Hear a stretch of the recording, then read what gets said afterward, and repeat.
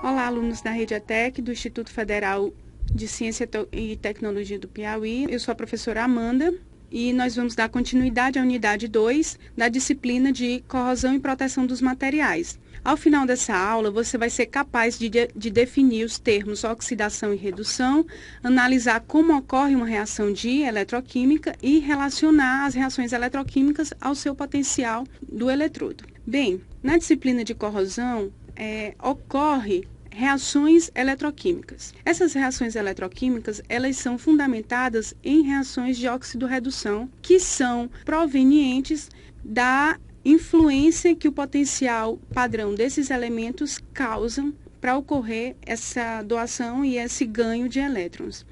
Bem, vamos iniciar a aula relembrando o que vem a ser essas reações de oxidorredução.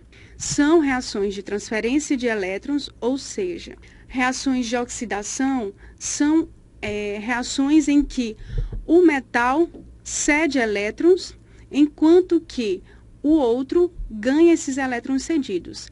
Quem doa os elétrons, essa reação, esse processo é chamado de oxidação e quem recebe é chamado de redução. Bem, para exemplificar, vamos analisar esses dois sistemas que estão na tela de vocês. São dois sistemas em que foram colocados na solução de sulfato de cobre, de coloração azul, lâminas de zinco e prata. Observe que com o passar do tempo, a lâmina de zinco ficou depositada, cobre presente na solução, enquanto que na solução que continha a lâmina de prata não ocorreu absolutamente nada. Ou seja, o zinco ele foi capaz de ceder elétrons para o cobre, porém a prata não tem essa propriedade. Como vocês podem ver, essa reação estabelecida nessa imagem, observa que a lâmina está com uma coloração mais escura devido à deposição do cobre, como estão representadas na equação. O zinco oxidou 2 elétrons, cedeu 2 elétrons, enquanto que o cobre sofreu redução. Outro exemplo que a gente pode analisar é com a mesma lâmina de zinco, só que com uma solução diferente, uma solução de ácido clorídrico. Observe-se que com o passar do tempo não teve nenhuma deposição do material, só que teve desprendimento de bolhas, ou seja, o zinco novamente conseguiu ceder elétrons, fazendo com que houvesse essa liberação do gás. Então, o metal zinco, ele cedeu elétrons para os íons hidrogênio, já que os íons cloros, eles permanecem inalterados nessa solução. Bem, e por que será que existem certos íons, como o cobre 2+, e o H+, que recebem elétrons dos zincos, e outros, como o Na+, e o Ag+, que não recebem elétrons desse metal?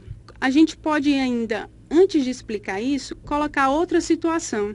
A gente viu que nas duas soluções que as lâminas de zinco e prata estavam submersos na solução de sulfato de cobre, houve a deposição do metal, o outro não.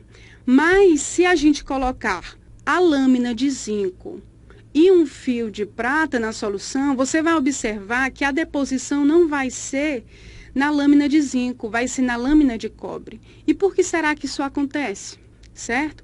Então, por que que os íons cobre, ao invés de se descarregarem na superfície do zinco, ficaram submersos na superfície da prata? É isso que a gente vai analisar, porque são essas propriedades que vão interferir na questão da ocorrência da reação.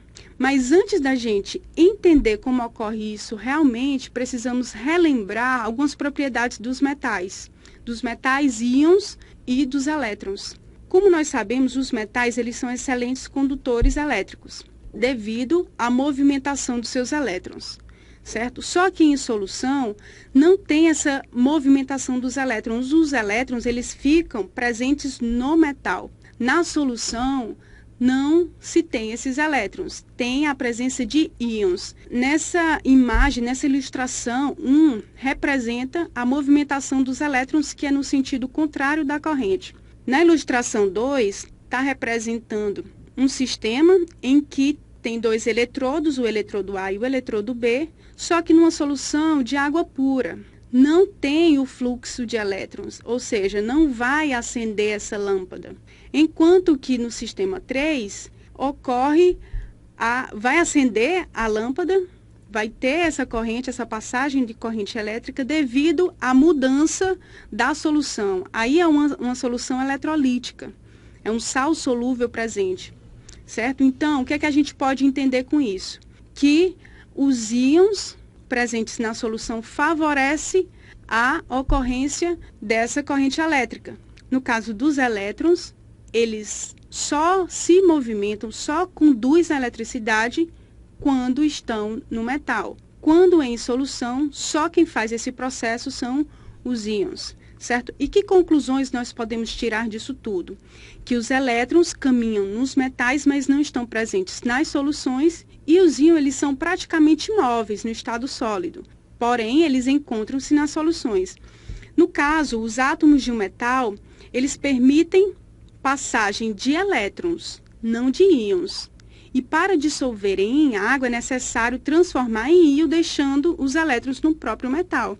Só que tem uma observação.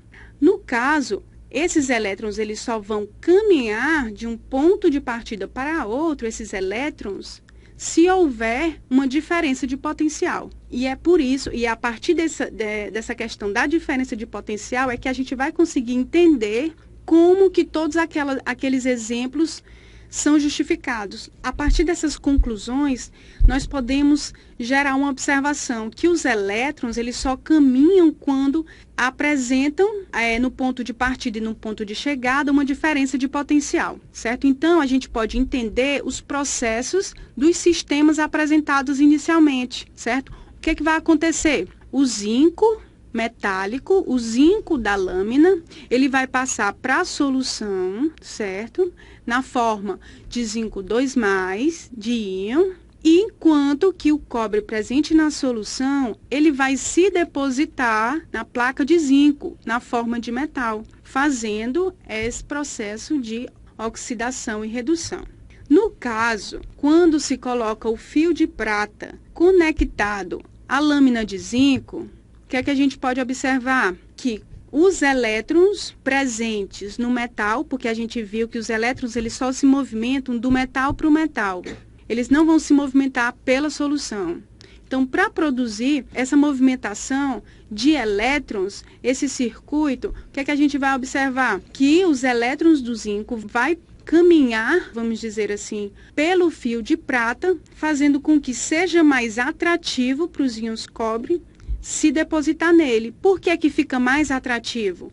Porque a partir do momento que vai diminuindo a quantidade de elétrons da placa de zinco, vai se concentrar os íons zinco 2+, na solução próximo dessa placa, dessa lâmina, dificultando a deposição dos íons cobre. Como está mostrado nessa ilustração, vocês podem ver que em volta da lâmina de zinco tem uma capa desses íons, dificultando a chegada do cobre que está em solução, certo? E a questão dessa passagem de elétrons do zinco para a prata é devido ao potencial de eletrodo, a diferença de potencial de eletrodo, que são o quê?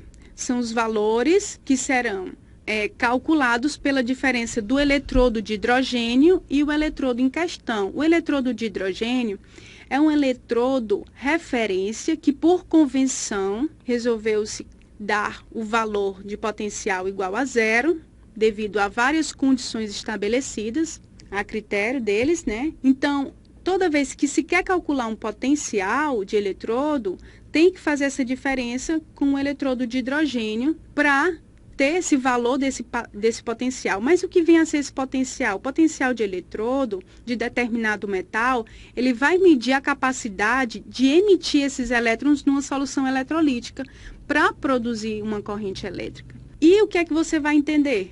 Que quanto maior o potencial desse metal, quanto maior o potencial de eletrodo, mais elevado vai ser a saída, mais vai sair os elétrons desse metal. Quanto maior o potencial, maior a disposição para esses elétrons, a passagem desses elétrons. E o que a gente pode entender é que todo potencial, esse potencial de eletrodo, ele está associado a uma teoria da dupla camada eletrizada. O que é que diz isso? Diz que quando ocorre essa diferença, quando você mergulha uma lâmina numa solução eletrolítica, já ocorre essa diferença de potencial. Só que essa ionização instantânea que acontece faz com que esteja em equilíbrio iônico tanto os átomos do metal quanto os íons e os elétrons. E aqui uma aplicação desse potencial é a pilha de Daniell. Só que nesse caso você vai utilizar 2 eletrodos diferentes com diferentes metais. E aqui, essa pilha de Daniell, você vai fazer com que ocorra essa passagem da corrente pela transferência de elétrons. Aqui, no caso, tem a lâmina de zinco e a lâmina de cobre. O zinco vai ceder elétrons para a lâmina de cobre. Vai ceder elétrons. E vocês podem observar que nesses recipientes há uma ponte salina. O que é uma ponte salina? É uma membrana porosa que permite o fluxo de íons. Como a gente falou no início da aula, os íons eles só se movimentam dentro de uma solução, enquanto que os elétrons só se movimentam de um metal para outro, dependendo da diferença de potencial. E por que é que os elétrons vão do zinco para o cobre? Porque o zinco tem um potencial de eletrodo maior do que o de cobre, certo? O zinco vai ceder, então ele vai se oxidar e o cobre vai se reduzir.